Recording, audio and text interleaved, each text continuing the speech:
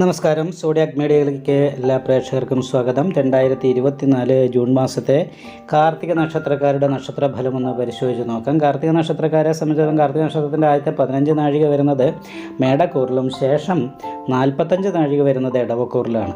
അപ്പോൾ മേടക്കൂറുകാരെ സംബന്ധിച്ചിടത്തോളം രണ്ടാം ഭാവത്തിൽ സർവേശ്വരകാരകനായിരിക്കുന്ന വ്യാഴം സഞ്ചരിക്കുന്നു. ലഗ്നാധിപതി പഞ്ചമഹാപുരുഷത്തിലെ രുചകായോഗം ചെയ്തു നിൽക്കുന്നു.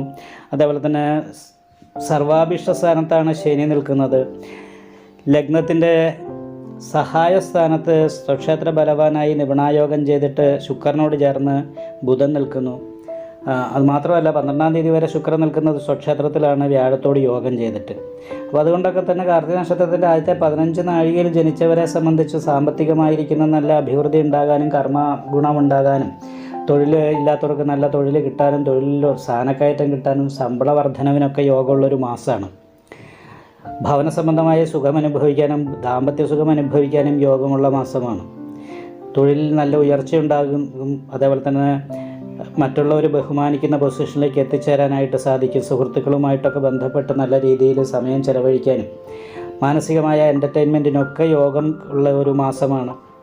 അപ്പോൾ കാർത്തിക നക്ഷത്രത്തിൻ്റെ ആദ്യത്തെ 15 നാഴികയിൽ ജനിച്ചവർക്ക് അനുകൂലമായിരിക്കുന്ന നല്ല ഗുണങ്ങൾ അനുഭവിക്കാനായിട്ട് ഈ മാസത്തിൽ സാധിക്കും. എന്നാൽ അനാവശ്യമായിട്ട് ചിലവ് വർദ്ധിക്കും. ശത്രുദോഷം പോലെയുള്ള കാര്യങ്ങൾ, ചെറിയ ദോഷങ്ങളുള്ളത് കാരണം ഉദര സംബന്ധമായിട്ടുള്ള കുറച്ച് രോഗാവസ്ഥ കാര്യങ്ങളൊക്കെ ഉണ്ടാകാനോ വേണ്ടപ്പെട്ടവർ ശത്രുവിൻ്റെ ഭാഗത്തുനിന്നും അപ്രീതി പോലെയുള്ള കാര്യങ്ങൾ ചെറിയ രീതിയിൽ ഉണ്ടാകാനൊക്കെയുള്ള സാധ്യത കാണുന്നുണ്ട്. എങ്കിലും ഒരു 90% അനുകൂലമായിരിക്കുന്ന ഗുണഫലം തന്നെ അനുഭവിക്കാനാണ് സാധ്യത. എന്നാൽ കാർത്തിക നക്ഷത്രത്തിൻ്റെ അവസാനത്തെ 45 നാഴികയിൽ ജനിച്ചവരെ സംബന്ധിച്ചിടത്തോളം ജന്മരാമവനേ ദുഃഖം എന്ന് പറയുന്ന യോഗമാണ്. ശ്രീരാമചന്ദ്രൻ വനവാസത്തിന് പോയ രീതിയിൽ എന്ത് ചെയ്യണം, എങ്ങനെ ചെയ്യണം എന്നുള്ള രീതിയിൽ ഒരു കാര്യങ്ങൾക്കും കൃത്യമായ തീരുമാനത്തിൽ എത്തിച്ചേരാനായിട്ട് സാധിക്കാത്ത ഉള്ള ഒരു അവസ്ഥ കാര്യങ്ങൾ. അതുപോലെ തന്നെ കണ്ടകശനിയുടേതായിരിക്കുന്ന ദോഷം, 10-ാം ഭാവത്തിൽ നിൽക്കുന്ന ശനി വിത്തക്ഷയം പ്രവാസൻ രോഗാഞ്ജനന്തി മനോഭീതിം വാ എന്ന് പറയുന്നൊരവസ്ഥ ഉണ്ടാക്കുന്നത് കാരണം കൊണ്ട് ധനനഷ്ടം ഉണ്ടാകുക, പ്രവാസം, വീട് വിട്ട് നിൽക്കാനിട വരിക, ചെയ്യുന്ന തൊഴിലിനനുസരിച്ച് പ്രതീക്ഷിക്കുന്ന രീതിയിലുള്ള പ്രതിഫലം കിട്ടാതെ ഇരിക്കുക. നല്ല പ്രതീക്ഷയുണ്ടായിട്ടും ആ പ്രതിഫലം കിട്ടേണ്ട സമയത്ത് നമ്മൾ പ്രതീക്ഷിക്കുന്ന പ്രയത്നത്തിനനുസരിച്ചുള്ളൊരു ഫലം കിട്ടിയിട്ടില്ല എന്നുള്ള ഒരു മാനസികമായിട്ടുള്ള വിഷമം അനുഭവിക്കുക. നല്ല പ്രതീക്ഷയുണ്ടാകുക, അവസാനം ഫലം കിട്ടുമ്പോൾ നിരാശ അനുഭവപ്പെടുക. അപ്പോൾ ഇങ്ങനെയൊക്കെയുള്ള കാര്യങ്ങൾക്ക് യോഗമാണ്. ലഗ്നത്തിൻ്റെ 2-ാം ഭാവത്തിൽ ബുധൻ സ്വക്ഷേത്ര ബലവാനാണ്. രക്ഷാസ്ഥാനത്ത് ചന്ദ്രലഗ്നാധിപതിയായിരിക്കുന്ന ശുക്രൻ നിൽക്കുന്നുണ്ട്. സ്വയം മുന്നിട്ടിറങ്ങി ചെയ്യുന്ന കാര്യങ്ങൾക്ക് അനുകൂലമായിരിക്കുന്ന ഗുണഫലങ്ങൾ അനുഭവിക്കാനായിട്ട് യോഗമുണ്ട്. ദൈവാധീനക്കുറവിനുള്ള പരിഹാരം ചെയ്യുക. അതേപോലെ തന്നെ നിപുണായോഗമുള്ള കാരണം നന്നായിട്ട് സംസാരിക്കാനും സംസാരം കൊണ്ട് നേട്ടം ഉണ്ടാക്കാനും കാർത്തിക നക്ഷത്രക്കാർക്ക് യോഗമുണ്ട്. എന്നാൽ 5-ാം ഭാവത്തിൽ ഘണ്ണകാരകനായിരിക്കുന്ന കേതുവാണ് നിൽക്കുന്നത്. കേതു 5-ാം ഭാവത്തിൽ നിന്ന് സന്തോഷിക്കുന്ന സമയത്ത് പെട്ടെന്ന് ടെൻഷനും കാര്യങ്ങളൊക്കെ ഉണ്ടാകും. അപ്പോൾ മനസ്വസ്ഥതയില്ല എന്ന് പറയുന്നൊരവസ്ഥയിലായിരിക്കുന്ന ദുരിതം.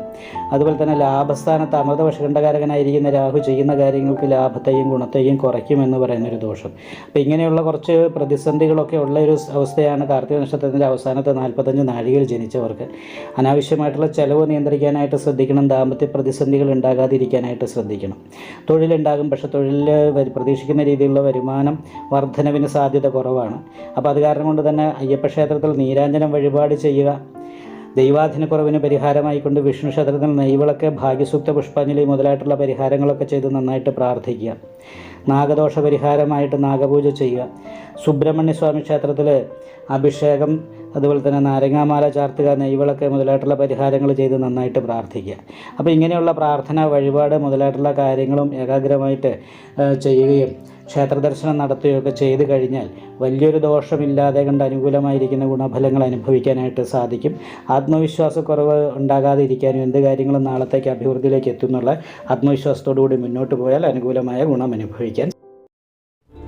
നിങ്ങൾക്ക് ഈ വീഡിയോ ഇഷ്ടപ്പെട്ടാൽ ലൈക്ക് ചെയ്യുക. നിങ്ങളുടെ അഭിപ്രായങ്ങൾ കമൻറ്റ് ചെയ്യാം. ജ്യോതിഷവുമായി ബന്ധപ്പെട്ട കൂടുതൽ കാര്യങ്ങൾ അറിയാൻ ഈ ചാനൽ സബ്സ്ക്രൈബ് ചെയ്യുക. ഞങ്ങളുടെ ഓൺലൈൻ കൺസൾട്ടൻസി നമ്പർ താഴെ ഡിസ്ക്രിപ്ഷൻ ബോക്സിൽ കൊടുത്തിട്ടുണ്ട്.